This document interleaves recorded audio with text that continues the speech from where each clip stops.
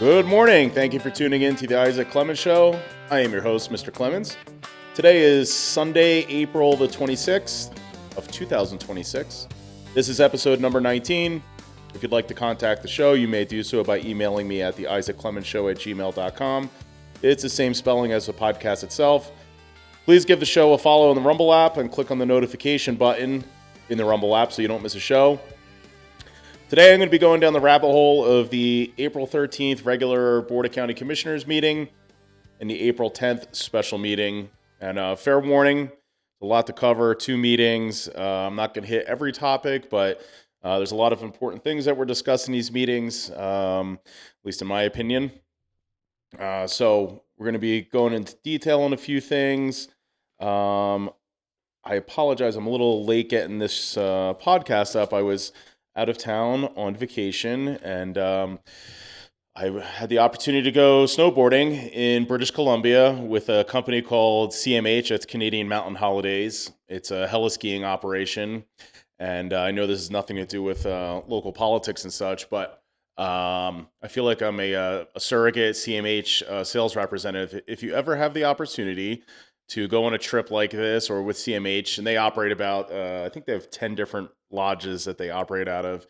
It is a world-class experience. It will make you want to cut up your season lift ticket at Targhee or anywhere else. It's that epic. Really a phenomenal experience. Great people.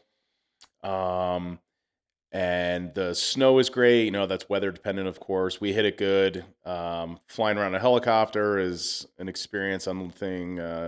There's very few things that can measure up to that. Landing on the peak of a mountain, and you don't jump out of the helicopter. By the way, I hear a lot of people say, "Oh, you were jumping out of helicopters like it was a James Bond film." That's not how it goes down. They land. Sometimes it's a small landing area, and you sort of climb out. There's a rung, and then you're on the snow or the skid of the helicopter, and they.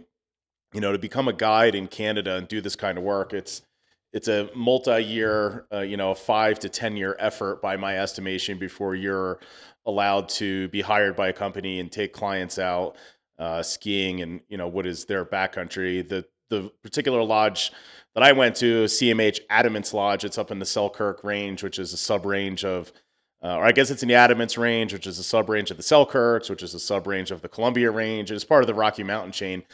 More or less due north of us here, but you're skiing over glaciers. They do have some treed areas, if you will, but this time of year, when we went late season, it's you're up on the high alpine, completely above tree line 99% of the time, and really just awesome experience. So if you ever have the opportunity to go heli-skiing, please do it. It is expensive, but it's worth every penny. And when you factor out the cost of fuel and everything else, it's actually a lot less expensive than other heli-skiing operations that are just doing it as a day trip type event. So that's my unsolicited ad for CMH heli-skiing operation. And interestingly, the folk in Canada, a lot of like the flight crew, if you will, the pilots and such, a lot of them, they all live in Alberta. Alberta is the Texas of Canada, and it's a very natural resource rich part of Canada. And, I don't know the exact numbers, but I gather that Alberta is less dependent on the social services as some of the other more populous areas of Canada that have been hit with rampant, unchecked migration. And, excuse me, I was teasing them. I brought them. I said, I want you guys to be ready when we kind of shift the borders around. And I brought them a tape measure in inches, which they promptly told me that they already use the inch system on a construction site. They said, if you use a metric measurement, if it's something in millimeters to cut a 2x4 at a job site, you'll be thrown off the scaffold. So I was teasing them with that. And I brought them some of our finest firewater here from the Grand Teton vodka, which they certainly appreciated. But, the people in Canada, in many ways, their political battles are not much different than ours, especially on the social issues and the migration issues. They're going through a gun confiscation attempt up there. It's not working out very well.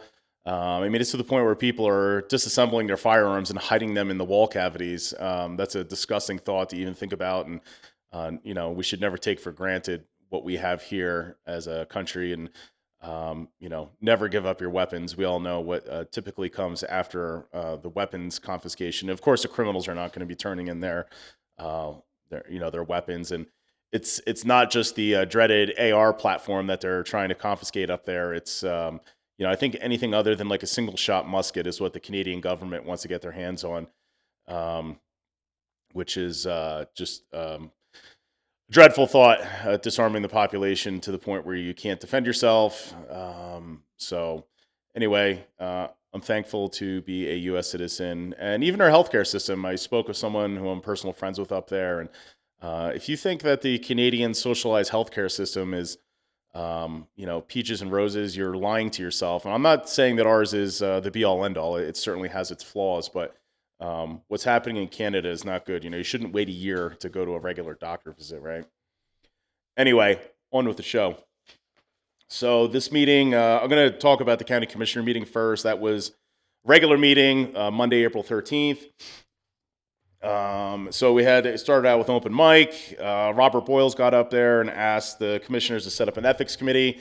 I had made the same ask a couple of years ago, and I gave it 50-50 odds of coming to fruition. And at the time, I offered to make a more formal presentation outside of the open mic setting if they would add it to the agenda. And of course, they did not. That was when Commissioner Regal was in charge, along with Mr. Henniage and Mr. Whitfield, but they declined my idea, which is allowed by state law. You're allowed to establish an ethics committee, and I think it would be good if we had something like that here. Given everything that's going on, it would be another system of checks and balances here. This county is no stranger to committees and subcommittees for the subcommittees. So I don't know. We'll see if they take Robert up on his offer. Also at open mic, we had Troy Black. He was concerned about the county's gravel policy and developer agreements. So just to add some meat to the bone here, the county has had a policy for a number of years where the county will essentially gift aggregate or gravel product to people who want to improve a road, so long as the road is improved to the county standards, and the person that's receiving the gravel, they have to provide a means to haul the gravel, and it sounds like they have to load it into their vehicle. So the part that the county is in essence giving away is the processing costs, right? So we don't just have crushed aggregate in the ground here. You have what we know as pit run, which is everything from 12 inches down to dinosaur bones in depth is the pit run. So it's, cobble all the way down to sand, and then they have to put it into a machine to crush it. And there's a cost to that, wear and tear on the equipment. You're paying an operator to, watch this machine and load it and so on and so forth. So the county would be giving away that service essentially. And, the developer or the person who wants to fix a road in front of their place gets a road. And I think it's a win-win for everyone that they have this policy, because the county doesn't have the resources. If someone's coming to them and saying, hey, we'll provide the labor to bring the road up to standard, and you give us the product for free, to me, that sounds like a fair deal. But Troy does not agree with that. And he made that very clear. We'll talk about that a little later on, too, because it came up later in the meeting regarding the Northern Lights subdivision project. Mike Merigliano spoke.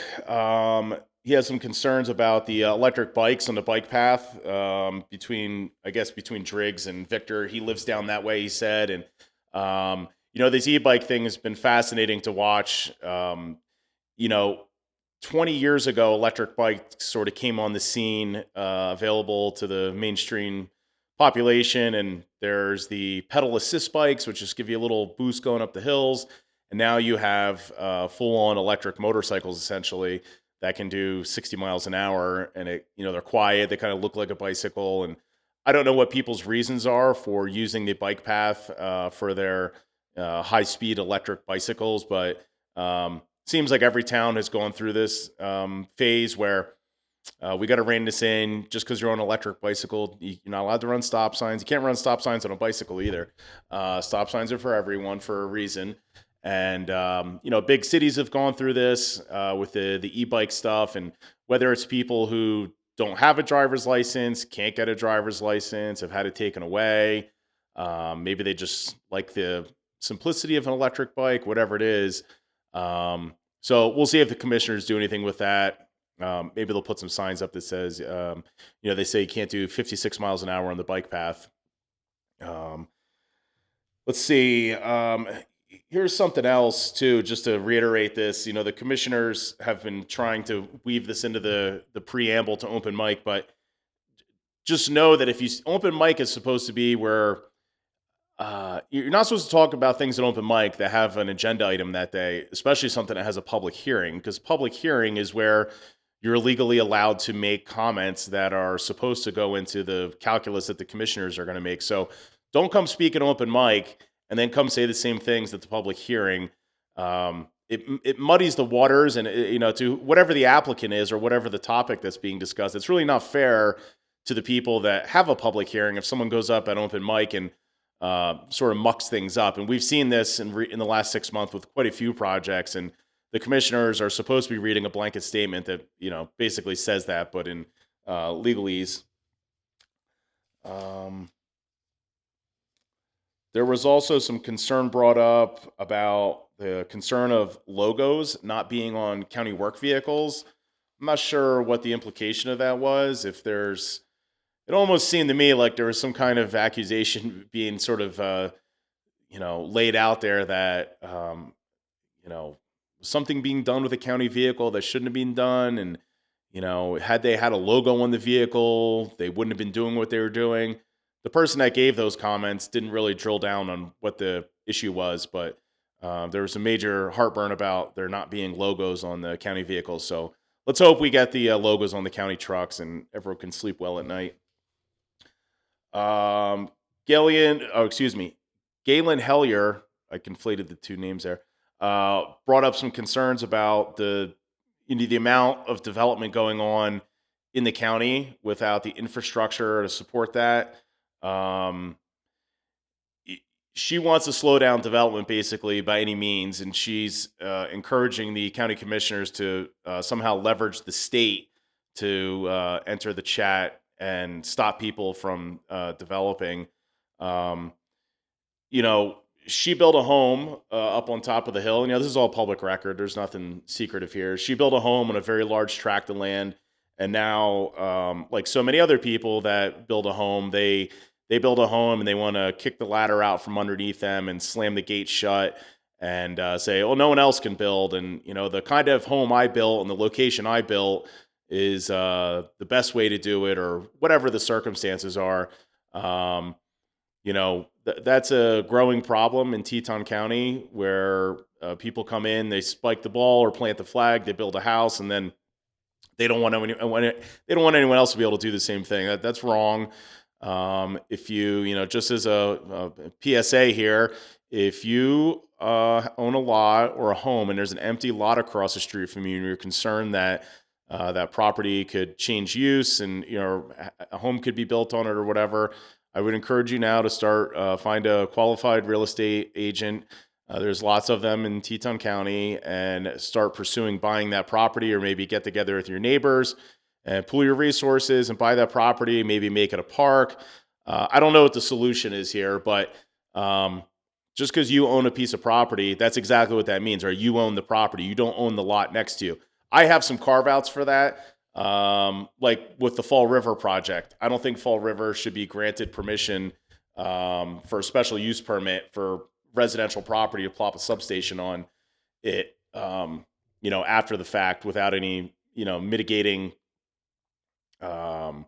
conditions or, a way to make it, palatable for the neighbors there. But anyway, this really is just a disgusting thing. You hear it happen at every single land use application that comes before the county. There's a reconsideration on the meeting on the 27th for the Sweetwater Project, that's the one down by the airport. The neighborhood is throwing a Hail Mary pass. Um, I believe it's about leaded airplane fuel now is the boogeyman, and that's also a recurring theme, right? It's the first it's we don't want the development, then it's this, then it's that. They just keep throwing shit at the wall and see if something will stick that will sway the opinion of the commissioners or a judge or whoever's hearing the case. So if you like the open view shed in front of you, I would encourage you to do something to protect it other than showing up after the fact and trying to stop someone from using their private property. Let's see here. She also brought up that there's apparently a lot of skid marks on the highway, and that's reason for stopping subdivision construction. I didn't quite follow the logic there. I've seen skid marks, for I guess most of my life. I've noticed them, and usually it's when something unexpected. I don't think people are just driving around and slamming on their brakes to put flat spots on their tires or send everything forward at 60 miles an hour inside the interior of their vehicle. I think you could probably blame half the skid marks here on distracted driving and the other half of the skid marks on a herd of animals running out in front of you at 3 o'clock in the morning. So I don't know that seeing skid marks on a highway is quite enough reason to stop issuing building permits. Might be an unpopular opinion, but there you have it. So watch out for skid marks. And more importantly, maybe we just need to slow down. I think the ship has sailed short of a 6-lane highway where you can get in your car at the scenic overlook above Teutonia and drive to Victor in 10 minutes at 70 miles an hour. Those days are over. You have to factor it into your travel time that if you're going, especially between Driggs and Victor, it's going to take you an extra 3 or 4 minutes because there's more traffic, and maybe give a little space to the people in front of you so that you don't have to add more skid marks on the highway. And yeah. They kind of skipped around as they always do on the agenda. Item 6.2 was the county had their auditor, third-party auditor, present their findings, and the takeaway was everything is good, a clean bill of health on our financials. Of course, the problem is we don't have a lot of money, but the money we do have is, according to the auditor, accounted for and being used properly within all the legal ramifications. I did get a copy of that. There was some technical problem where the clerk was unable to upload the financial audit document. It is on the county webpage somewhere. It just wasn't in the agenda packet. Let's see here. There were some mentions of the Teton Creek Resort settlement. Again, that's on the end of March. The county finally settled the long-going litigation between Teton County and the Teton Creek Resort developers. And we wrote them a check for $2 million cash, and then we had to agree to eat the cost of up to $1 million in administrative fees. So, building inspections, permitting costs, et cetera. So next time we, you hear something else about us being shortchanged on money, just know that we just essentially set fire to $3 million because of a longstanding pissing contest between the old commissioners and a developer. The hospital CEO was slated to speak. Apparently there was a scheduling error, so they're moving that to the 27th. Hopping into the Public Works report, they're talking about fixing the road, a half mile of it being reconstructed. That's on South 5000 West. That's the western half of the county, sort of south of Highway 33 out past Teutonia. So they're going to be doing some work on that road. There was talk about the Fox Creek Bridge replacement happening in August. Idaho Fish and Game asked them that they wait until post-spawning so that we don't muddy up the water, causing a problem with the trout. Previously, maybe this was an error. I don't think it was, but previously, and I talked about this on another podcast, the Darrell Johnson, the head of the Road and Bridge and Public Works, said that bridge construction was being done in consultation with Friends of the Teton River, and My opinion hasn't changed. Just one thing, Idaho Fish and Game, they're the government scientists for the state of Idaho on this stuff. Fine, they have a role in this and they have a say. Admittedly, I still don't like the idea of a nonprofit dictating when we can fix our roads.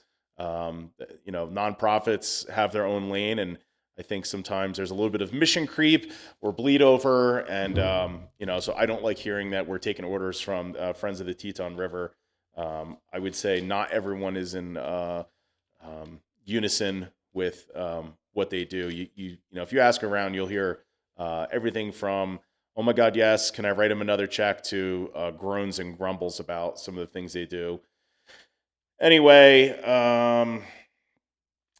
they were also talking about fixing the rear door to the courthouse. I hate when you see these government buildings where it has this beautiful grand entrance like our courthouse does. And how many people use it? About 1% of the people that go there, because it's a long walk. There's no parking lot on the north side of the courthouse. There's this big sweeping arched road there, so you have to park out on the street and then walk 100 yards to get into the building, up the stairs or whatever, which I don't know how or why they laid out the building they did, but I think it's regretful that you have this really nice building. It's new, and the parking lot is behind there, and 99% of the people that go in and out of the building it's like the alley entrance. I mean, can you imagine going into a new restaurant and you got to park in the back alley and then step over the recycling cans and walk past the dumpsters and the generator, and then you get into the building through this regular 36-inch door that kind of dumps you into a remote corner of the building that's away from everything, unless you're going to the meeting room or maybe the weed department's down there. But so anyway, they're going to be fixing that door. Apparently, it's been a little temperamental. And because of the orientation of the building, they're saying it gets a lot of heat from the sun, and it's caused the door to warp and not function properly. So, kudos to whoever designed the courthouse with an alley entrance that everyone uses instead of flipping the building around so that we could, use the grand entrance, if you will. Overall with just to kind of circle back with this open mic thing here. I think the behavior is really quite disgusting from a lot of people. This gets into, you know what? I'm gonna skip that page for now. We're gonna get into that in a second. Little teaser for you. So let's see here. Also going through the agenda here. I don't know if anyone else has noticed this, but there was some talk about the sheriff's office. They got a donation recently to staff up a couple of sheriff's deputies. And now there was some concern brought up by Mr. Powers that, who's paying for the fuel for these police officers that are being funded through a private donation.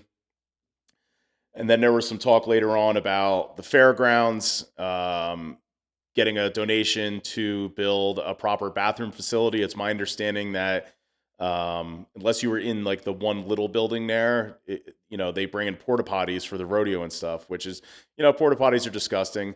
And there's a cost to doing that. And they're, it's not a nice facility. They're not as sanitary as a regular bathroom and hand washing stations and all that. But I don't know. Has anyone else noticed that anytime a donation is made by a certain individual or organization, that there's also a certain subset of people that seem to take issue with and sort of nitpick at that? And by my observation, I don't know of anyone who's been, ever making large cash donations to such a wide variety of interests in the county. And then, it's disheartening to see someone comes to the county and says, "Hey, I want to pay for 3 sheriff's deputies." I think that should be celebrated. I don't think we should turn around and go, "Well, who's paying for the gas in the cars?" I don't know. How about we get rid of one road department pickup truck and make them carpool? There's money there, right? We just set fire to $3 million to settle a lawsuit. Now we're worried about how to put gasoline in the cop cars. And then the same thing with the fairgrounds with this bathroom issue. It turned into, what about the maintenance on the bathroom? I don't know. It's an industrial bathroom, is my guess. Like, go in there twice a year with a power washer and a bucket of bleach, power wash the building, let it dry, and make sure the toilet paper and paper towel things are filled. Maybe soap too. Maybe soap, hand sanitizer, whatever we're using now. But again, to sort of throw a wrench in the works, and it's like, I think we could all agree the bathroom is a good thing for the fairgrounds to have, right? As it gains popularity, et cetera. I don't know. I feel like we should be um, welcoming the infusion of cash, not fussing over little things like who's going to clean the bathrooms and how are we putting gasoline in the cop cars. It seems like the least of our worries, considering what else we spend money on here. These are the kind of things too, where if you take the time to listen to the meetings, you would never pick up on these little nuanced things, or the inflection in the voice, or the attitude, or the eye rolls, or the shoulder shrugs, that kind of stuff. It's, again, I encourage you to, pop into one of these meetings or watch the recording online. In person is by far the best, but to, sort of pick up on all this stuff. It's more of like the politics side. You're not going to get, you're not going to pick up on these things from an article in the newspaper. The article in the newspaper is going to give you, you know, um, partly their opinion, and then, just facts and figures. Let's see here. There was also talk about the de-acceleration lanes for the fairgrounds. Um, Apparently, Commissioner Powers is upset that people want to use the fairgrounds, and a longstanding problem could be resolved. So this is a joint project with the Idaho Transportation Department. My understanding is they basically came to the county and said, "Hey, this isn't on our short-term improvement plan. If you guys pay for the asphalt, I believe that was about $40,000.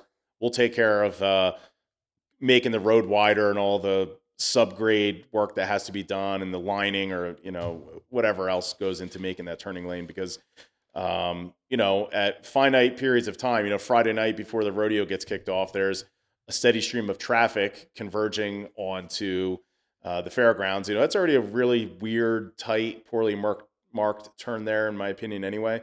So again, you would have thought this had been celebrated, like, how wonderful is it that the rodeo is getting attention in a world where everyone is, consuming, their world feed is coming off of an iPhone or an iPad or a laptop or a TV. I think it's great that the fairgrounds is getting some attention and is getting used. There's this big rodeo coming in this summer, and some people are bent out of shape and pissed off about it, but to what end? I mean, the fairgrounds, as far as I know, if anybody wants to do something there, you can go rent it, whether it's a sourdough bread making class, or you want to bring in a bigger rodeo other than the one we have every Friday night. And there's a band coming to play, which the band Midland actually has some Jackson Hole roots, so that's kind of cool. Um, so I don't like. I want solutions from my elected officials. I don't want grumbling, and I can't help but feel that some of the grumbling that you hear, again, you got to sort of read between the lines on this stuff, is because it's a certain, there's a certain person that's tied to this, and they don't know whether to label them as a evil person or take their money, or they really want it both ways, it seems sometimes. But um, Commissioner James keeps harping on the rainy day funds that Boise is allegedly holding hostage. I wish there wasn't such a focus on that, especially the clerk brought up that the Idaho Transportation Department funds are separate from the rainy day funds at the state level that he's referring to. It's just not helpful for the conversation. It just causes more groans. And after you say things for the 85th time, people are like, all right, I get it. You don't like that the state legislative body wouldn't release funds and stroke a check for $5 million to Teton County to fix all of our problems. So let's see here. I do think, hearing all the Fair Board discussion, I think there's almost too much bureaucracy there, right? So the Fair Board has its own appointed board that's appointed by the commissioners, and then they elect their chairperson. And they sort of operate on their own. They propose a budget, and then the commissioners yay or nay the budget annually. And it might be time that the fairgrounds, especially if it's going to continue to increase in popularity, maybe they should stand on their own. What I see happening is there's a lot of time spent, too much time spent by the county commissioners hemming and hawing over what's going on at the rodeo grounds.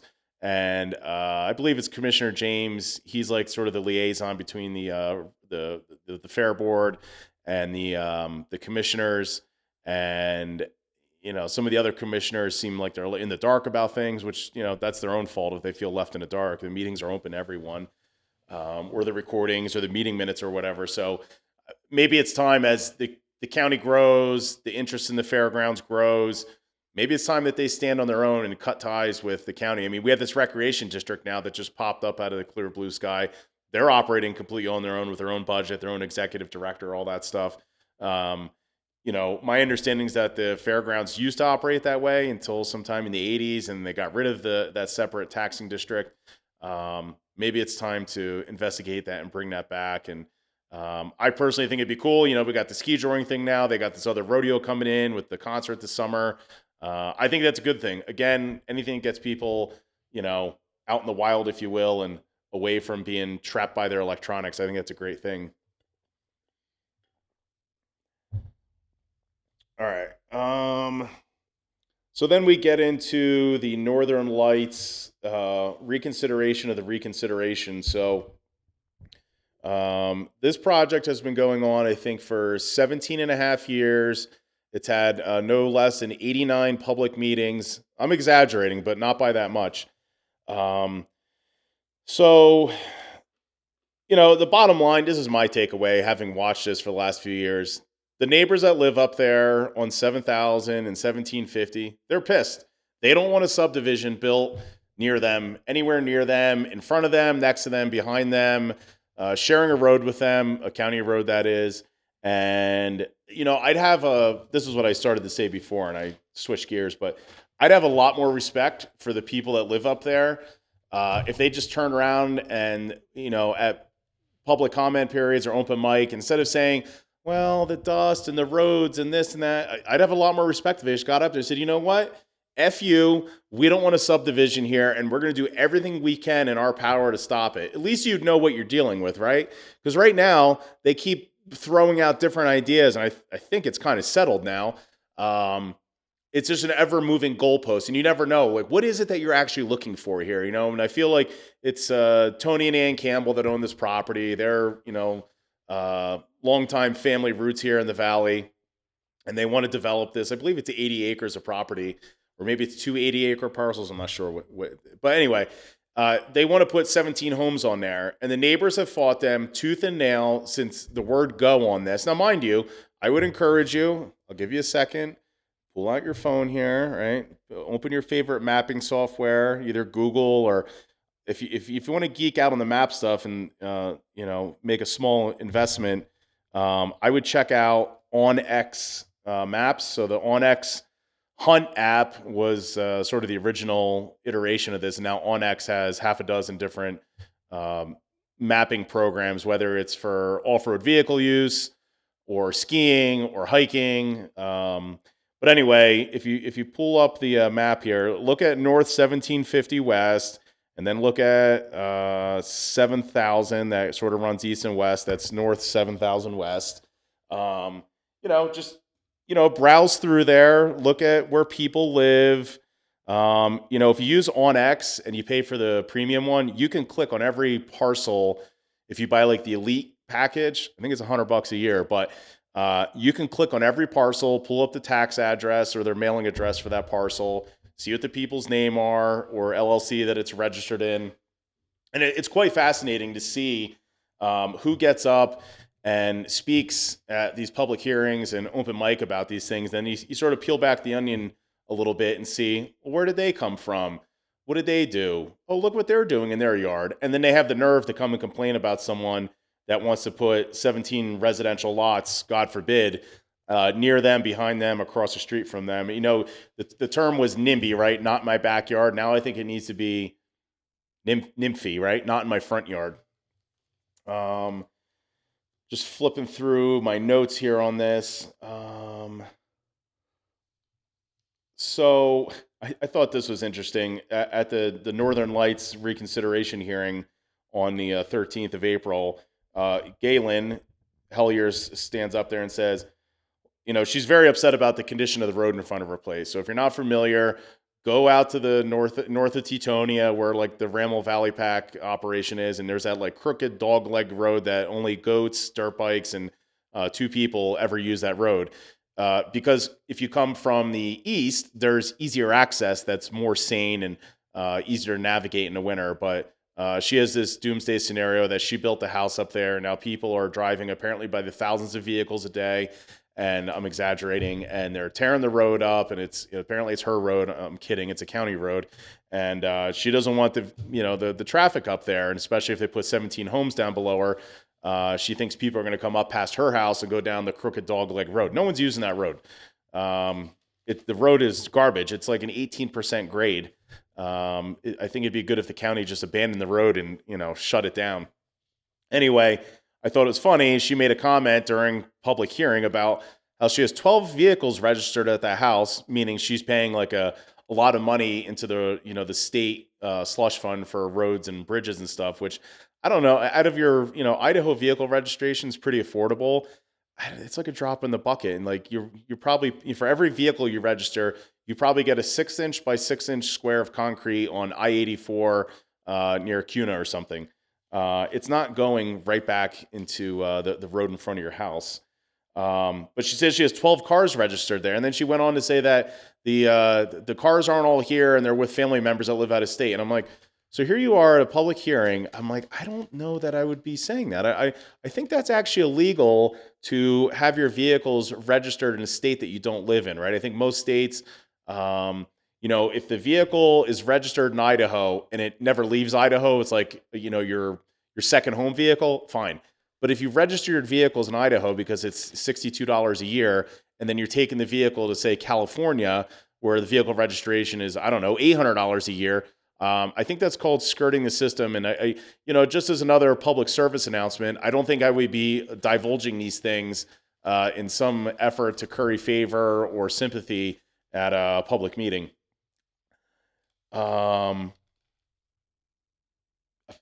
There's this, with this Northern Lights project, people want a turning lane built on 2000, sort of a little bit remote from the project. It would probably be one of the primary access points to get to this subdivision.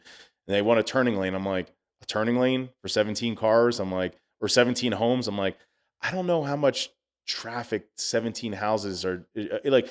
Theoretically, if that's the algorithm, you would need a turning lane at every single county road entrance in the county.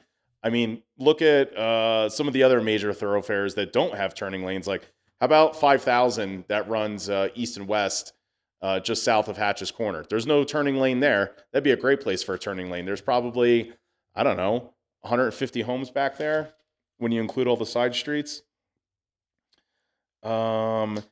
She tried making the claim, and it was a little confusing in the development agreement with Northern Lights in the county that it appeared that the developer for Northern Lights wanted the neighbors to also have to chip in for any improvements to the road or this turning lane. It turns out that wasn't the case. That was clarified.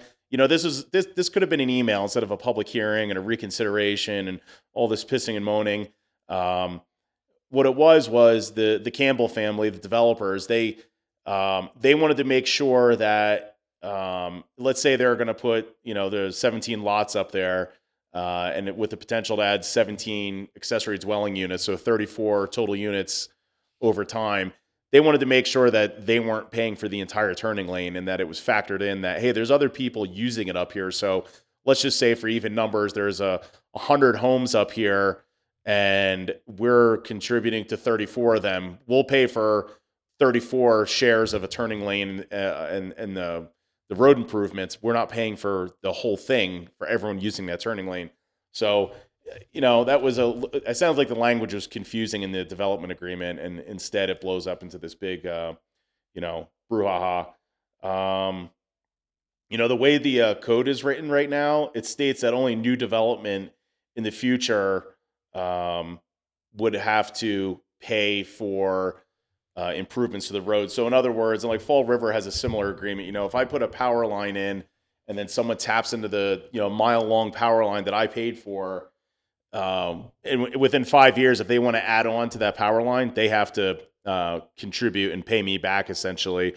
You're not allowed to let your neighbor put a power line in and then 6 weeks later jump in on it unless you're, either have to wait them out for 5 years or contribute to the cause. And it sounds like the county code is written that if you pay to improve a road or build a road and then someone else wants to, enjoy the access that was developed because of that road that you put in, within 10 years, they would have to contribute to your original construction costs. There was some ambiguity apparently in the development agreement. The neighbors thought that they were going to have to write a check in order for this subdivision to go in, and the subdivision's paying for the new road. The neighbors thought they were going to also have to chip in for the road, but it turns out that wasn't the case. Let's see. There was some talk about the homes that were built up there that the fire department allegedly says they can't access those homes up there. I don't think that's true at all, because if you come from the east on 7,000, it does get steep at the top, but unless there's 10 feet of snow there, which that problem could exist anywhere in the county in the middle of a blizzard, like the road seems navigable to me compared to some of the other county roads that are out there that are in far worse shape or nastier terrain, if you will. But it seems like Galen and some of the people up there keep trying to stop this development from going in, this Northern Lights subdivision, because of the western approach on 7,000 that no one other than the GOAT and the dirt bike are using. So I think it's a little disingenuous that argument has been made so many times, without sort of giving it a fair shake. There were some doomsday scenarios thrown out there about school buses going off the road, kids getting killed on the school buses. There was talk about sidewalks having to be built on this county road. I don't know of a single county road anywhere that has sidewalks along it. It's like grasping at straws, this whole thing. And again, if you want to live across from open land and the open land isn't yours, you better find a way to secure it, or maybe move next to federal or state land, although that might not even be certain. Let's see here. So one thing that occurred to me listening to the replay of this April 13th meeting is you hear Commissioner James and some of the neighbors saying, oh, it's not that we don't want the development bill. We just want to make sure the roads are squared away. And I'm thinking back to newspaper articles and other public hearings. I mean, there's probably been 15, 16, 17 public meetings about this particular development because the neighbors simply don't want it built. And the goalpost keeps moving. So I compiled a list here of some of the reasons why the neighbors don't want the place built. So just remember, right now, the narrative is, oh no, neighbors, we're okay with you building the subdivision. We just want to make sure the roads are up to standards, which is fair. But that's not how this whole saga has gone on. So in no particular order, here's what I found. So if you want to go back and look at one of the juiciest meetings about this, go back to the May 27th, 2025 County Commissioner meeting.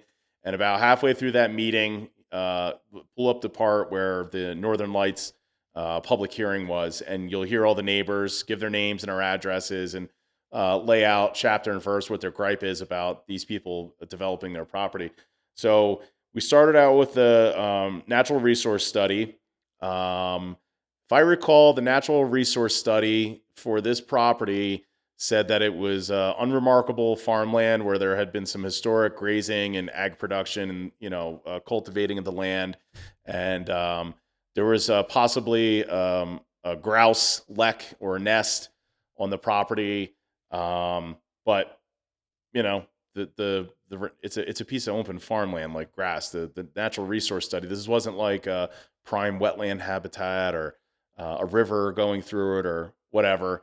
So it was kind of a pretty generic study, but the neighbors didn't like the outcome of the study, of course. Then there was a traffic study.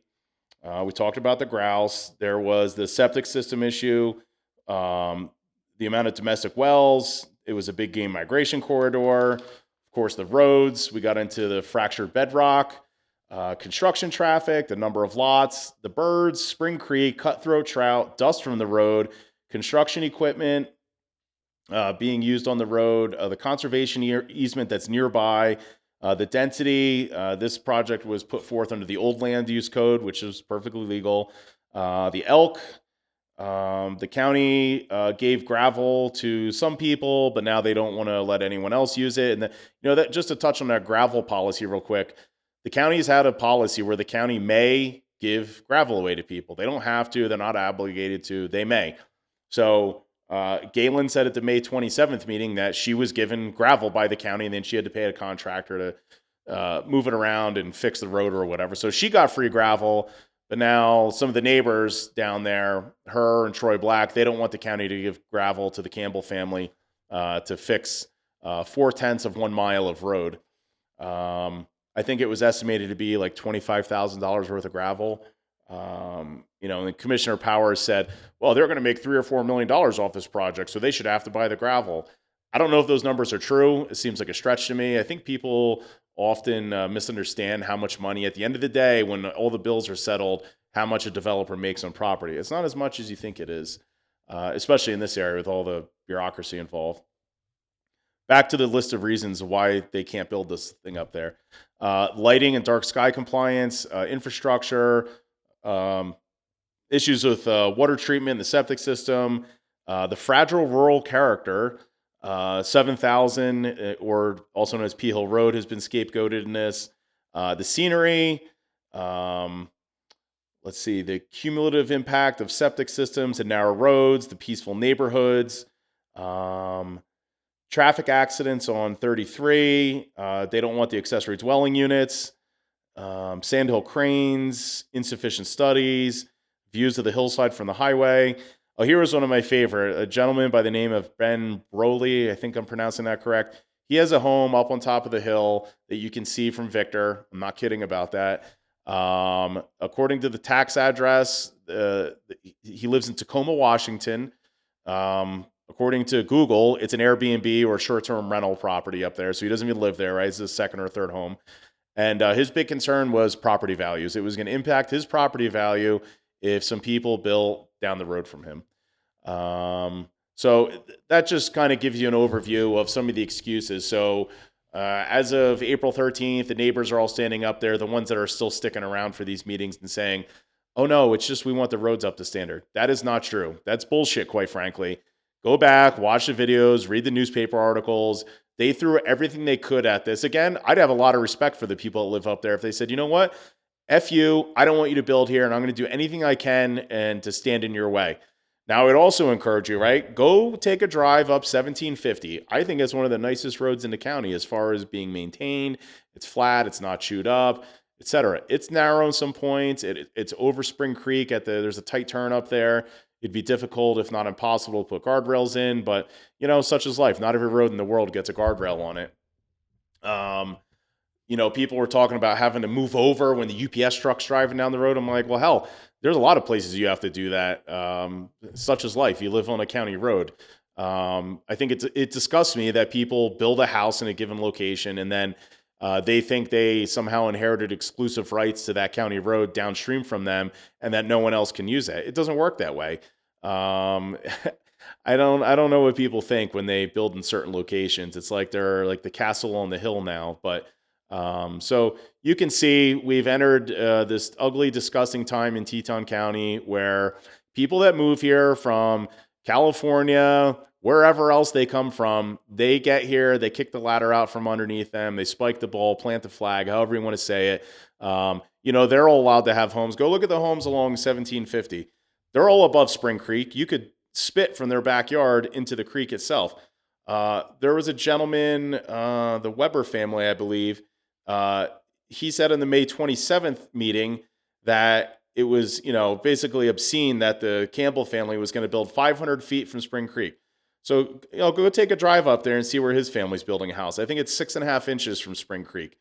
There was a lot of talk about the septic systems and the fractured bedrock, and their engineer gave a presentation about it. if you've never looked at the technical build manual for the state of Idaho for sewage disposal systems or septic systems, it's a very exciting reading. Don't fall asleep near any sharp objects while reading it. It's like 500 pages long, and it goes into painstaking detail about how, where, when, why, the techniques, practices, etc., that you can build, a subsurface sewage disposal system, a septic system. So septic system permits are issued by East Idaho Public Health. In practice, they're not supposed to issue a permit to someone if they can't meet the requirements. Now, you can build a septic system in very complicated geology, right? So the concern with the fractured rock is, there's 6 inches of topsoil up there at this particular site, and then underneath it is rock. So what happens when the water percolates through the soil? It hits the rock, and then it runs downstream. So the neighbors are worried about their wells being contaminated, and the groundwater being mucked up because the sewage can't soak into the earth and decompose. Well, there's ways around that, right? You ever see where people build like a sand mound or a raised septic field? It's not like people just go out there and it's a one size fits all septic system. These things have to be individually designed in the state of Idaho. If you have something other than a normal run of the mill septic system, it has to be designed by a civil engineer, it has to be tested, has to be signed off on by East Idaho Public Health. So again, the neighbors, went up there and raised holy hell about the septic systems. I'm like, where you got? There's no city sewer up there. You guys have a septic system and you're 6 inches away from the creek. How do I know you're not polluting the creek? I happen to live within a quarter mile of this project site, and theoretically their septic water is coming down my way. Spring Creek runs through my backyard. It's again, I'm repeating myself. It's very frustrating to see the neighbors, the vitriol, and I think a lot of it is throwing big rocks in the glass house scenario. And listen, I appreciate their frustration. They've enjoyed an open view and it's beautiful up there. But it's farmland. That's what's happening in the farmland here, right? People don't want to grow grass and potatoes and rocks anymore, or deal with raising cattle through the winter. So what do? The land underneath our feet is worth more than any ag product. And if they can, build some homes and, retire from it, then that's their prerogative. Just looking through the notes here, the commissioners did bring up and I appreciate this. Hey, listen, you built at the end of a crooked dog leg goat path. That was your choice. So, until more homes are built and the road has to be maintained differently, that's just kind of reality. So again, choose wisely if you're going to come develop a piece of property out here or move somewhere that's sort of off the beaten path. There was talk, as I mentioned earlier, about maybe abandoning that western portion of 7,000 and either getting rid of it or making it a private road or just taking it off the county's books, which is fine. I'd be okay with that. It's a seldom used road. Let's see. Again, Commissioner James, I guess he doesn't remember what all the nasty comments were ahead of time. He keeps saying, "Oh, the neighbors aren't against the subdivision. It's all about the roads." And that's just not true. That's not what was said as a matter of public record. Let's see here. It is frustrating. I can't completely pin this on the commissioners. They have a lot of, there's a lot of items on their agendas, especially when something like this is drug on for years at this point. Old commission, new commission. It is frustrating though when, I'm just a member of the general public here, casually paying attention to this stuff. And it seems like they have no solid understanding of what they're even deliberating on some of these things. And I'm sure as the applicants, that's even more frustrating. I have no skin in the game with this, but if it's your project, imagine a judge, just, oh yeah, I think I heard something about that, or only half in on the project, you'd be pulling your hair out.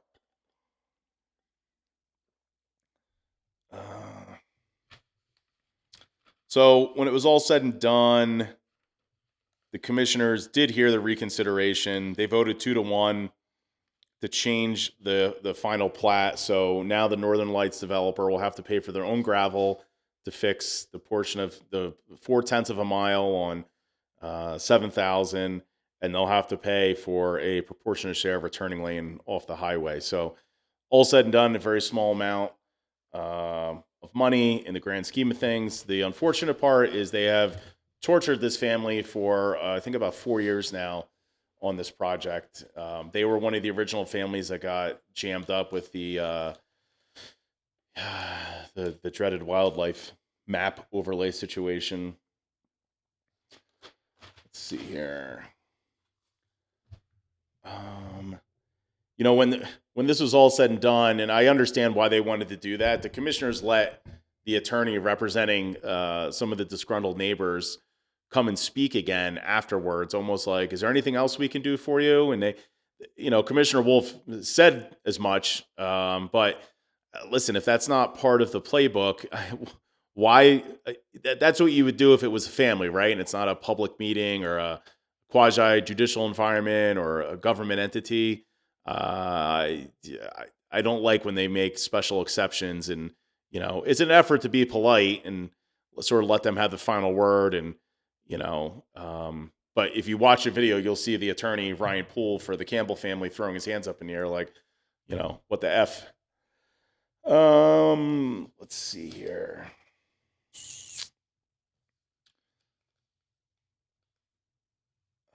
Just looking. So then they had a bunch of written decisions they had to go through and sign off on. One was for the Sweetwater True Love subdivision. This is the one that's up for reconsideration on the 27th. So Commissioner Powers recused himself on this, on voting for the written decision, because he had also recused himself from the initial vote during the county commissioner meeting, because he had received unsolicited information from the public after the hearing had closed, but they had delayed making the actual decision. So, to me, this is sort of a cute by a factor of two tactic that's been happening more and more. There's been a lot of times where the current county commissioners will delay or push off a decision on something. So let's just say it's the first of the month. There's a land use application before them, a public hearing, and they go, "Oh gosh, we're just not sure. We need to do some of our own reading and research on our own." And they close the public hearing and thus the public comment period. And then, they're like, "We'll make a decision on the 15th, say." Well, in that interceding 2 weeks, people have been emailing them, texting them, calling them, giving them this sort of ex parte or unsolicited information, and it creates a problem.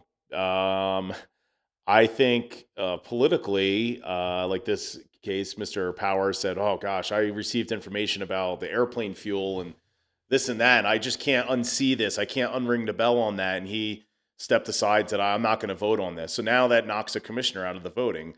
So it also gives him cover. He doesn't have to make a decision that's unpopular. He can say, "Oh, they forced my hand. Now I can't vote." What he could have said is, he said he just couldn't look past the stuff. He could have said, "No, I heard what they said, but it doesn't impact my decision-making process at all."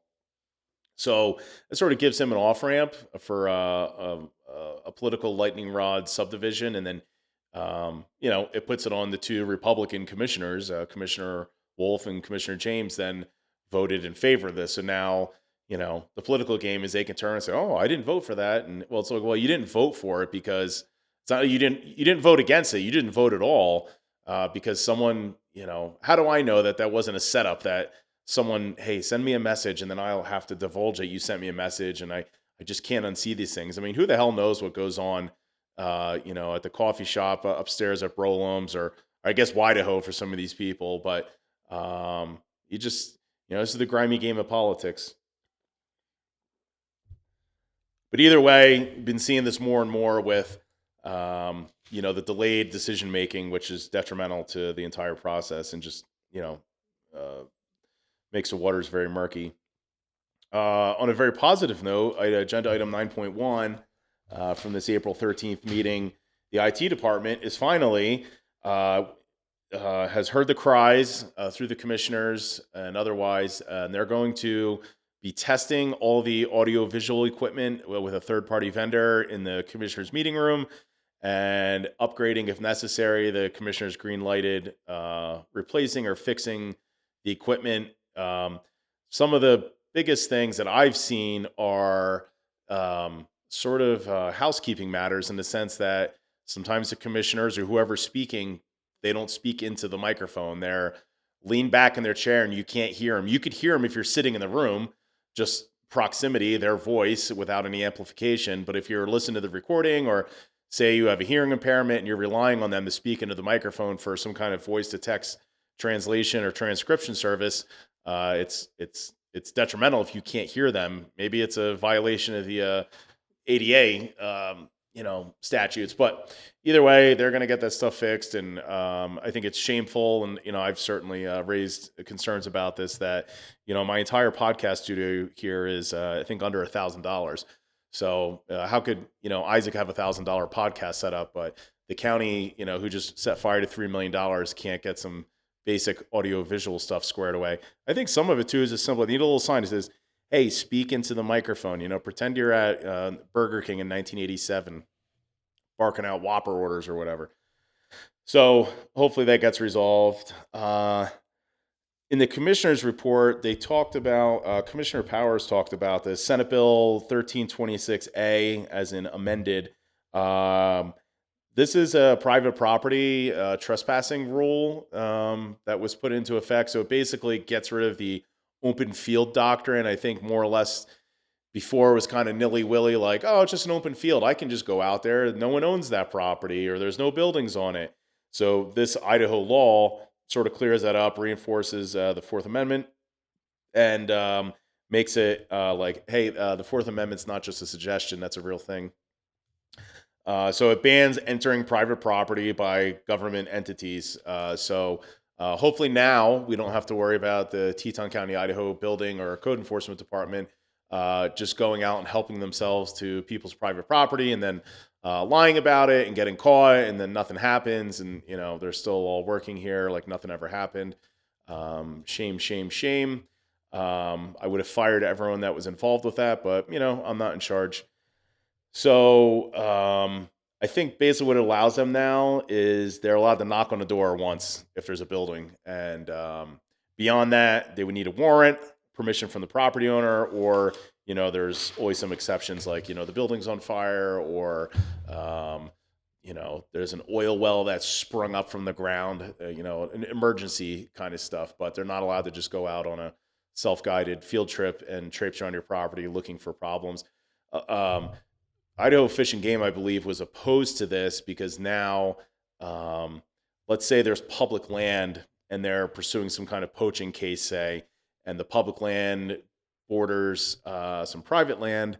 Now, if they, say they witness someone shooting an animal out of season, hunting season, and the animal runs onto the private property, I guess now they'd have to go get a warrant and go through that whole process. They're not allowed to just sort of carry on their duties. Either way, so what? It's an inconvenience for them, but they're getting paid to do this stuff. So, I'm glad that Idaho, I believe, has some of the strongest trespassing rules in the country. There's some places in the country where the property owner has to post their property every 6 inches with a purple pole and a sign that's renewed every 2 years, and the language is agreed upon to.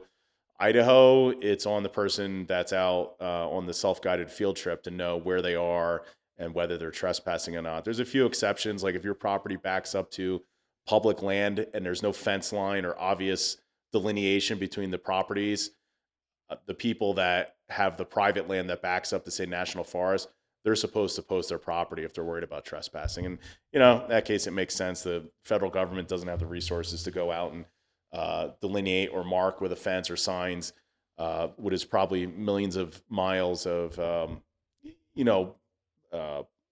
forest land that backs up to private property. Anyway, good on them. So let's see here. That brings us to the Friday the 10th special meeting. So it's sort of part 2 of this podcast here.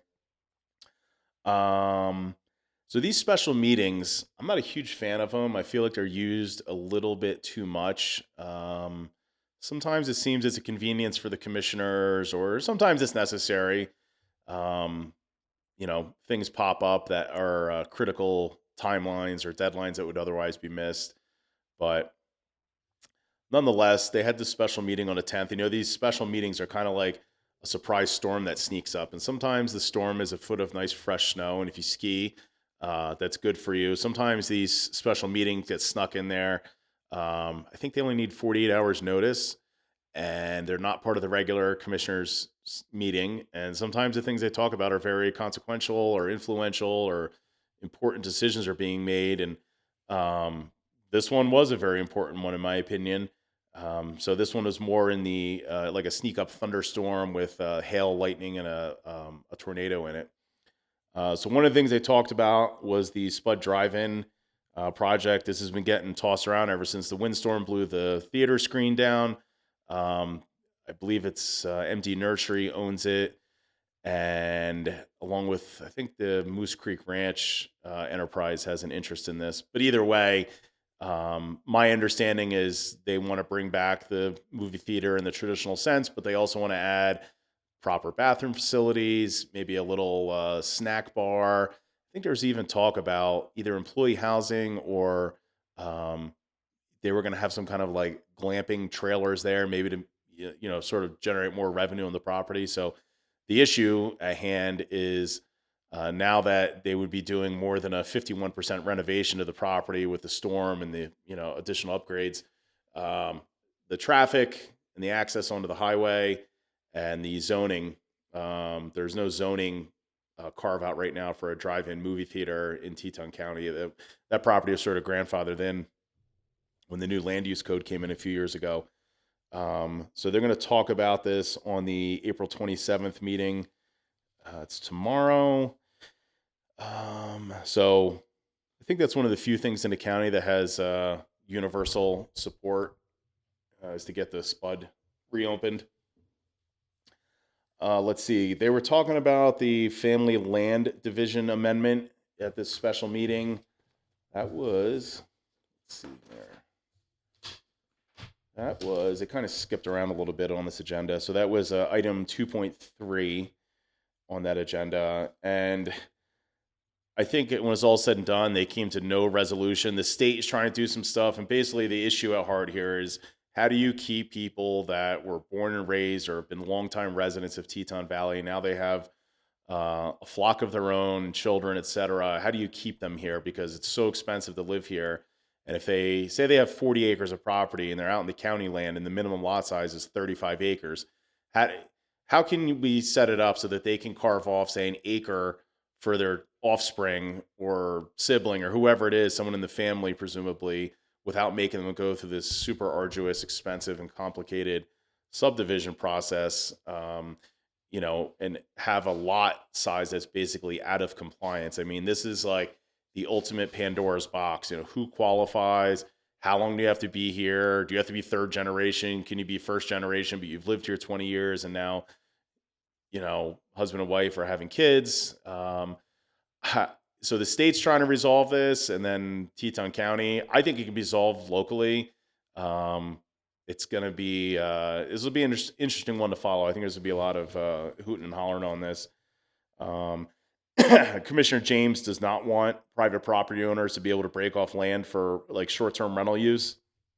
I understand what he's saying, but if the goal is to keep people here that have roots in Teton Valley, that are your average people, this is their primary residence, this isn't their third or fourth home. If they have, say 40 acres and they want to bust off 2 1-acre parcels and build 2 accessory dwelling units or whatever, and rent them out to someone, I have less of a problem with that. But you just keep thinking through the problem here of all the what ifs, because someday that original property owner will move or pass away, and then now what? Now you have these 3 homes here, and then can they split again? I mean, the problem can just go on in perpetuity, and it's like, how do you fry the egg without cracking the egg open?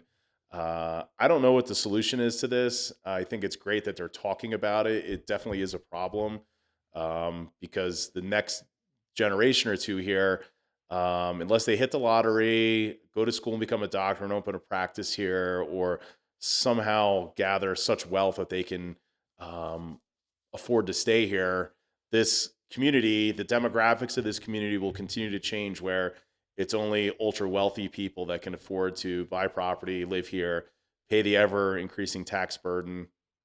So I think it's good that the commissioners are talking about this. I think they should have like a town hall maybe and give everyone who wants to speak 5 minutes to talk about this and lay out their ideas. I've heard some ideas, in my private life that I like, some I don't like. Um, so Commissioner Wolf, his big thing is he wants farmers to be able to stay here. There's a big emphasis on ranching and farming families, and it's like not everyone's in ranching and farming anymore, but they might have property. So do you set some kind of line in the sand where you have to be growing X amount of bushels of wheat or so many semi truckloads of potatoes to qualify for this? Um, what if you have 20 acres and you have a small, there's a lot of really cool, like sort of niche farms that are growing vegetables and doing the crop share stuff. Would they be excluded from this? And then the talk was like, hey, if someone has, say, 20 acres of productive farmland, is it fair to say you have to cut off five to make another lot? 5 acres off 20 acres, that's a quarter of your cultivating property. You're giving up 25% of your income essentially if you're going to make it residential. So um, I don't know. I don't know how that's all going to shake down, but I think it is going to shake down. I don't know. I'm a little less than optimistic that they're going to get anything across the finish line, especially with this being an election year. The window of opportunity, as they say, is closing. It seems like things slow down here in the winter, so we'll see. Um, all right, so item 2.4 on this special meeting agenda. This is the overlay amendment. This is another mess. So this is really talking about the wildlife maps. And so, just a quick backstory: the county always had some kind of wildlife overlay map in the drawer up on the shelf, collecting dust, and it was a map that I think most people would have agreed with. It was the animals are living in the creek corridors and the swampy wetlands and the forested areas, and to some extent out in the grassland and what little sagebrush land we have here. And then it was, they instigated redoing these maps a few years ago, and they stood up this wildlife subcommittee, and they were given direction to, help implement and create new wildlife overlay maps. And from what I understand, Idaho Fish and Game had a study with radio collared animals, GPS tracking device kind of situation. And they produced this map, and it showed where, these 20 radio collared elk and mule deer roamed around. And, they had all the dates and times. And, that's public information. So Idaho Fish and Game disseminated that map. The county got the map and the wildlife committee, and along with GIS and whatnot. And they said, well, if elk live in this habitat because there's certain water here, there's certain forage for them, certain habitat, and that habitat exists elsewhere in the county, then the rest of it, if it, like with like, then this is elk habitat over here. So they took a map that covered roughly 20% of the county with some kind of wildlife overlay, and they expanded upon that and extrapolated based on the fish and game data. And now the county's covered like 80% plus with some kind of wildlife overlay. So there's, the songbird overlay, the riparian overlay, there's the frog overlay, the elk overlay, the deer overlay, the big game migration corridor overlay, so on and so forth. And the Columbian sharp-tailed grouse. So me personally, I'm fine with the maps. I'm sort of a map geek, so I think maps are good.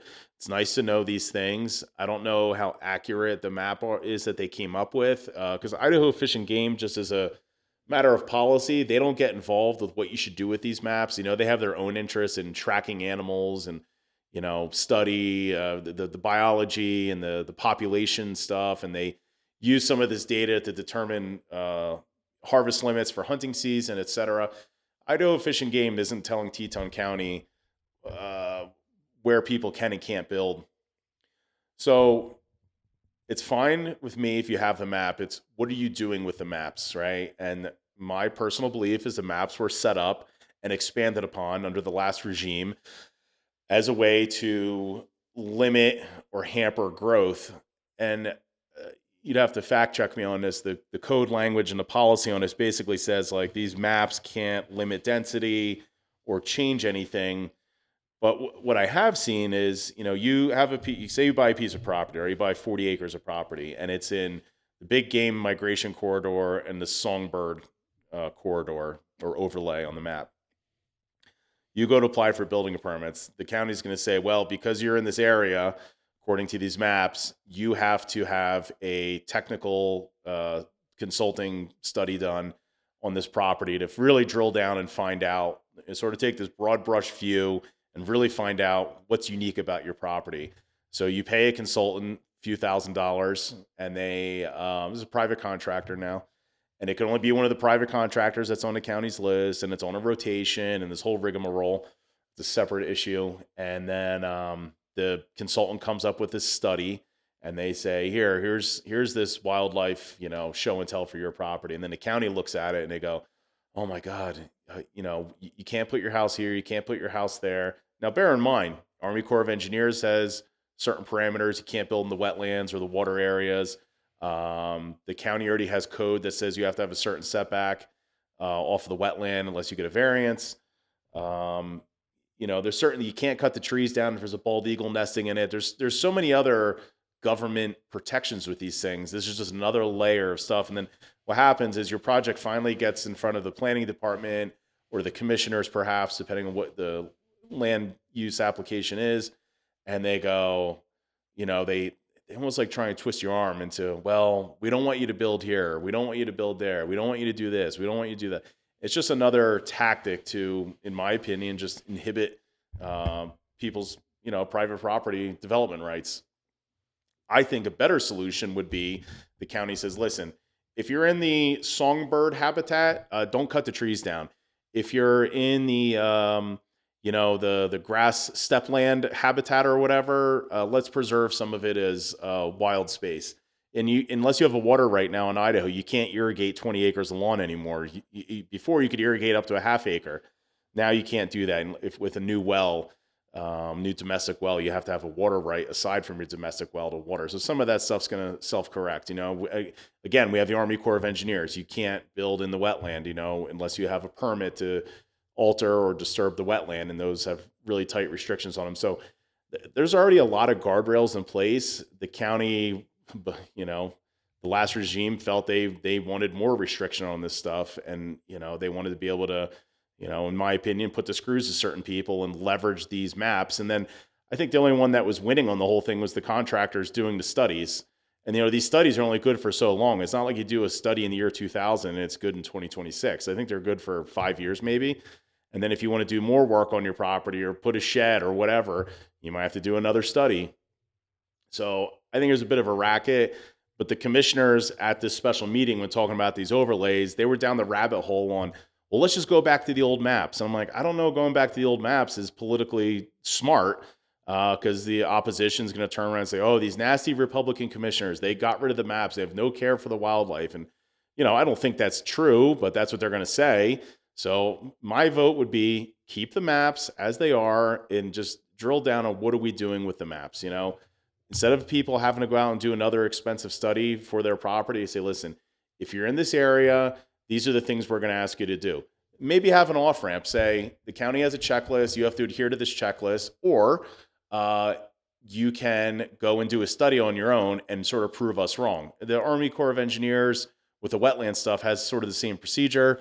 If you have property that's listed as wetland because it was green on satellite imagery in June, but you're like, yeah, this is not all wetland, you can pay to have a study done from a third-party contractor that's credentialed with the Army Corps of Engineers, and have a wetland delineation study done to sort of reduce that footprint and say, no, this is upland, this is definitely wetland, this isn't. Maybe make it optional, where if the people want to contest what the county's policy is on, if your property falls in one of these wildlife overlays. But I don't know. I feel like they got a little bit in the weeds on that particular agenda item, and I'm afraid that there's going to be nothing tangible that comes out of it other than just disagreement. Um, there was some, this is incredibly frustrating. Commissioner James, while they were talking about these overlays, said, what's the wildlife committee focus? And it's like, I don't know. They answer to you, the commissioners. You're supposed to be telling them what you want them to do. And this has been one of the criticisms with the wildlife committee specifically. It's like, we have this committee. What are they doing? I don't know that there's been any deliverable really. I mean, even these wildlife maps under the last slate of commissioners, it wasn't like the people in the wildlife committee actually made these maps. It was done in conjunction with Idaho Fish and Game, maybe one of the board members on the wildlife committee, and our GIS department. It wasn't like they all got together one night and made new maps. So I, they got the speed limits changed on Ski Hill Road. That was, pissed a lot of people off, dropping the speed limit from 45 to 35, whatever. But that's the problem with having these little micro bureaucracies. I mean, personally, I think they're lying in wait until the next slate of commissioners gets in. At the current trajectory, I'm just going to be honest with you. I don't see a path forward for the Republican Party winning elections here unless something drastic changes. But, leave me a comment if you disagree or send me a nasty email. Those are my favorite. Again, as always, I would encourage people to watch these meetings. It occurred to me, I was watching this special meeting the other day. You ever get the feeling that, maybe your elected officials are under the influence or, like poison dart frog juice or maybe alcohol or the devil's lettuce? I don't know. Sometimes I just get that feeling. I don't know. I'll let you watch and make your own opinion about that. Get the item 2.7. This is the discussion item. It was about third-party plan review for the building permitting process. I don't even know what to say about this. The county commissioners want to bring in a third-party review company that can sort of help streamline the process or shorten the timeline. Once upon a time, I think people were waiting up to 16 weeks to get a building permit. I think that's come down a little bit, according to Wendy, who's in charge of the building department. There's a lot of things that go into when you apply for a building permit here. You have to have the fire department or the fire marshal sign off on it. Make sure your roads are the right size and a fire truck can turn around. Do you need a fire pond?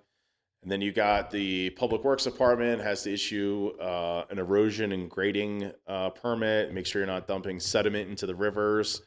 You got East Idaho Public Health if you're doing septic and a well. So there's a lot of moving parts to getting a building permit. It's not like you just get a building permit. That's for the physical structure. The planning department's going to look and make sure that you're complying with the applicable zoning rules, building heights, setbacks, the use of the building. It seems like what's happening right now is you submit your paperwork and it goes from step one finishes it, then it goes to step two, and it kind of works its way through the process. Seems like they could streamline some of this stuff, and like when you turn your paperwork in, you hand in, one goes to the public works department, one goes to the planning department, one goes to the building department, one goes to the fire department. East Idaho Public Health's doing its own thing, and sort of have everyone working on a parallel trajectory, and then like 3 weeks down the road, they come together and say, yes, no, you got to make these changes or answer questions, whatever. I admittedly, having watched a few of these meetings with the department heads, I have not been enthused with my opinion. I have not been enthused with the attitude of the building department here. I think they're very adversarial. They do not come across as being helpful towards the constituents, the taxpayers, the people applying for the building permits. There's like this underlying aggression there. Once upon a time, I worked in civil service, and I was an order taker. Whatever the boss said, that's what you did, and unless you were going to get someone killed or whatever. But I see this aggression from the building department, from Wendy specifically, with how she interacts with the commissioners. I mean, to be quite honest, I think her behavior, it disgusts me that I'm paying someone with my tax money and permitting costs and they act this way, the commissioners are the ones, they're the managers, right? They're the elected officials that everyone is supposed to be answering to. Um, and I don't know, there's just this us versus them mentality. I mean, if I were in that position and the commissioners came to me and said, hey, we want to bring in this third party consulting company to help streamline things and help people get their building permits faster, I would say, okay, no problem. I'm an order taker here. And if it blows up and it fails spectacularly, it's going to be on you guys. I could say, I told you so. And if it works, it works. I mean, there just seems to be like rowing in opposite directions here. The commissioners are rowing in one direction. They want to help people get their permits faster. And then it seems like the building department has this, no, no, no, we want to hold absolute control, have the final say on things. And, to me, it's like a HR issue and it ain't good. I mean, I would encourage you, go back and watch some of these staff meetings. They're all recorded. They're public consumption. Go watch this April 10th meeting, and maybe I'm missing the mark on this, but I would go check out some of this back and forth behavior, if you will. It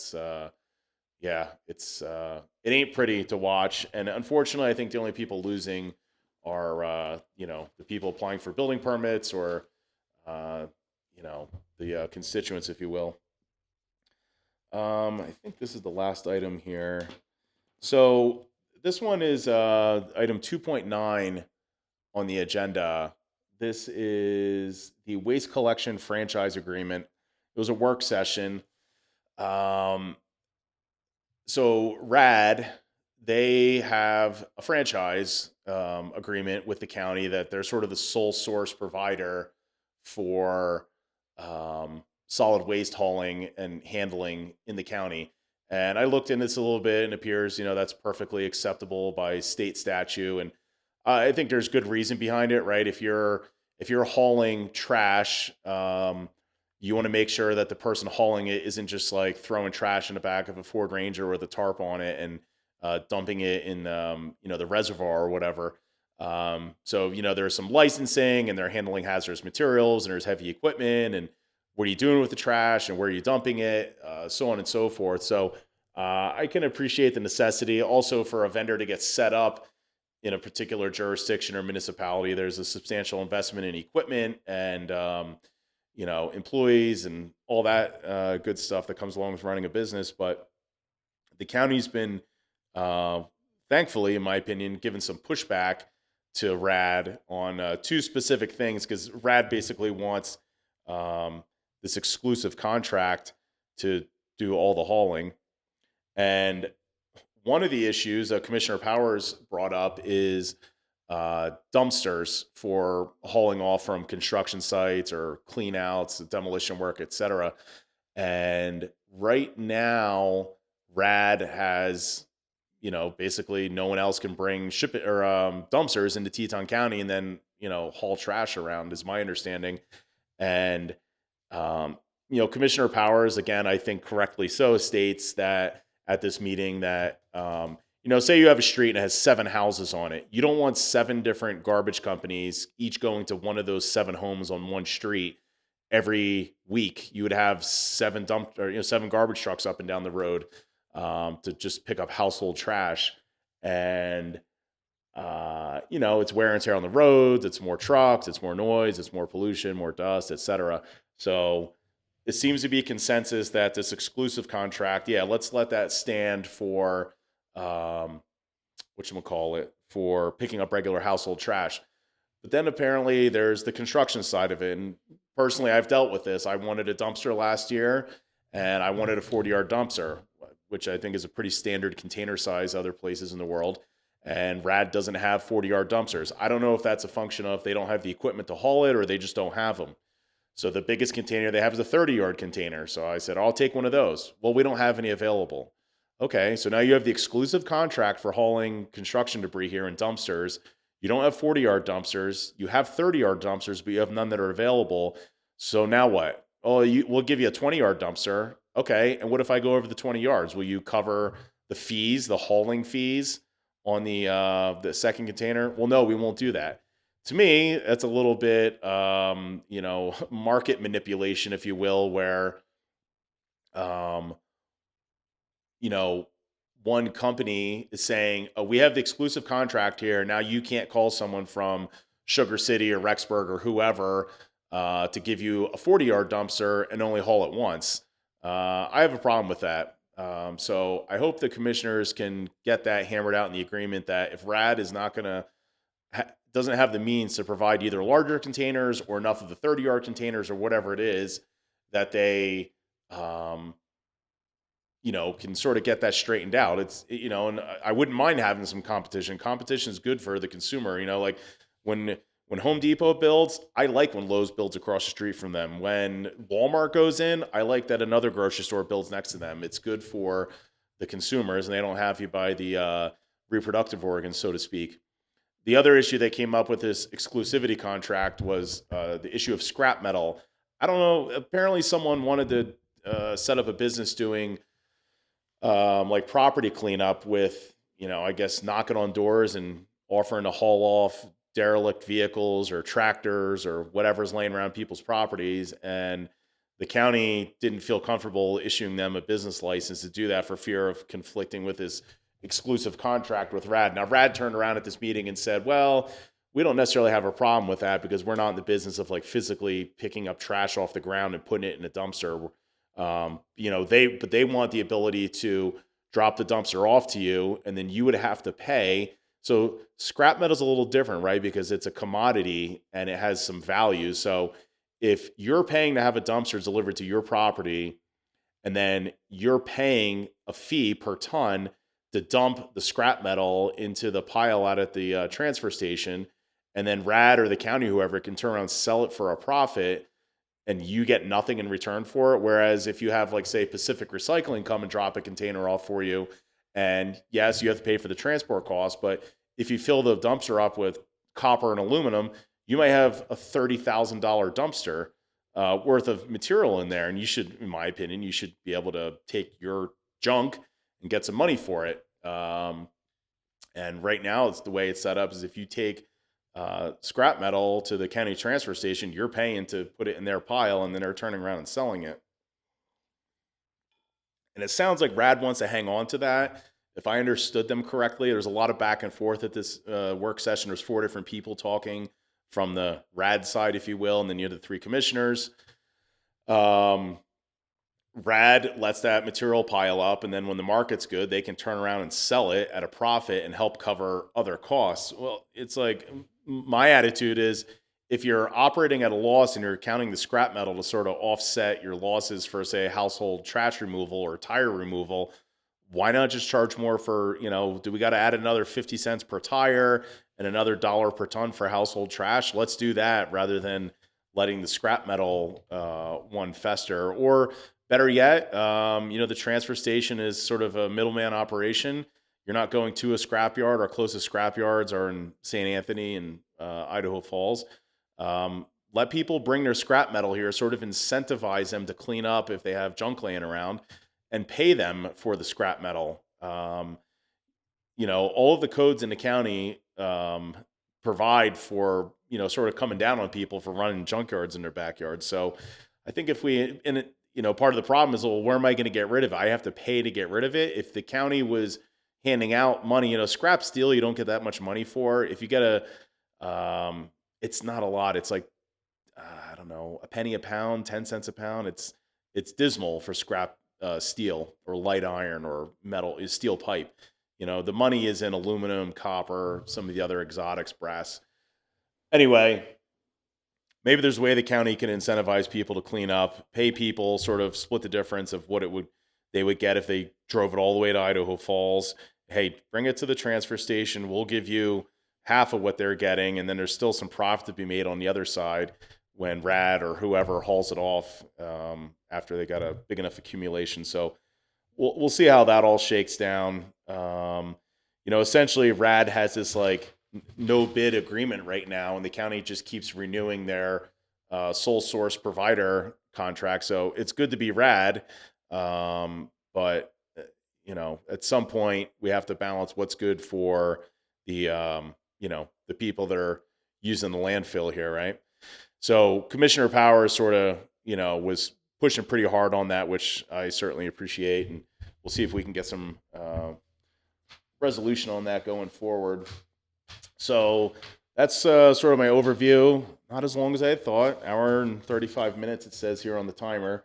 There is another meeting, Monday the 27th, regular commissioner meeting, full agenda, some spicy topics on there, some reconsideration action. So we'll see how that all shakes down. I have recorded episode number 20. I did a podcast with Aaron Steiny. Aaron is the firefighter paramedic here. He also serves as the union vice president for the local fire department. So I'll be posting that podcast maybe tomorrow on Monday or Tuesday. We talked about a variety of topics from, what is the fire union all about, and some legislative matters that came up, some passed, some didn't in the past legislative session. So he kind of brought us up to speed on that stuff. Anyway, as always, I would encourage you to, pick a meeting. There's a lot of meetings, just like drinking from a fire hose here. There's a meeting every day of the week when you include all 3 cities in the county and all the subcommittees. If every person just kind of latched onto one of them and sort of kept, tabs on what was going on, I think it would be better for the community and shut down a lot of the rumor mill if people were actually watching the meetings rather than only watching what is spread around on social media, etc. Anyway, that's all I have for you today. I appreciate you listening if you made it this far. Remember, if you want to contact me, you can send me an email at the Isak Clemens Show at gmail.com. Don't forget to, hit the follow button. Don't miss any episodes. Turn on the notifications on the Rumble app. I apologize. Sometimes they work, sometimes they don't. That's out of my hands. That's a tech issue on the Rumble side. Anyway, stay safe and have a great day. See you next time.